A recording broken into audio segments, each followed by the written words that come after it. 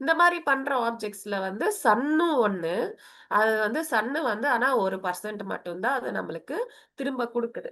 மித்த அ இன்னமும் வந்து நெறைய அந்த லவ் எனர்ஜிஸ் வந்து திரும்ப வருது நம்மளுக்கு. ஸோ அந்த மாரி வர்ற எனர்ஜிஸ் எல்லாமே வந்து இந்த பைன் ட்ரீ என்ன பண்ணுது? ஸ்டோர் பண்ணிக்கிட்டே இருக்குமாம். நம்மளுடைய ஹியூமன் பீயிங்ஸ் அனுப்புற நல்ல சிக்னல்ஸ வந்து, நல்ல எனர்ஜிஸ வந்து அ யூனிவர்ஸ்ல போயிட்டு, யூனிவர்ஸ்லருந்து ரிஃப்ளெக்ட் ஆறது வந்து நம்மளுக்கு அந்த அ செடாட்ரிஸ் வந்து அதனுடைய அ ஊசி முனையான அ இலைகள் வழியாக அந்த எனர்ஜிய இழுத்துக்கிட்டு, அத அப்படியே அந்த மரத்துல வந்து ஸ்டோர் பண்ணிக்கிட்டே இருக்கும். அதாவது அந்த நட்ஸும் சரி, அந்த மரமும் சரி, அது எல்லாமே வந்து மனிதனுடைய தாட்ஸ நல்ல தாட்ஸ வந்து ஸ்டோர் பண்ணிக்கிட்டே இருக்குமாம். ஸோ அது எப்போ வரைக்கும் ஸ்டோர் பண்ணும் அப்படின்னா, 500, 550 இயர்ஸ் வரைக்குமே ஸ்டோர் பண்ணுமாம்.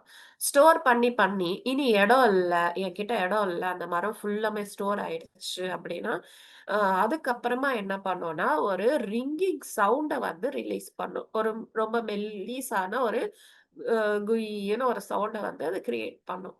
அந்த சவுண்ட் வந்ததுக்கு அப்புறமா, ம் 3 வருஷம் அத வெயிட் பண்ணுமாம். அதாவது அந்த மரத்த யாராவது கட் பண்ணிட்டு, மறுபடியும் அத வந்து திரும்ப குடுக்கணும். அதாவது இத்தன நாள் வந்து அத ஸ்டோர் பண்ணிட்டு இருக்கு இல்லையா?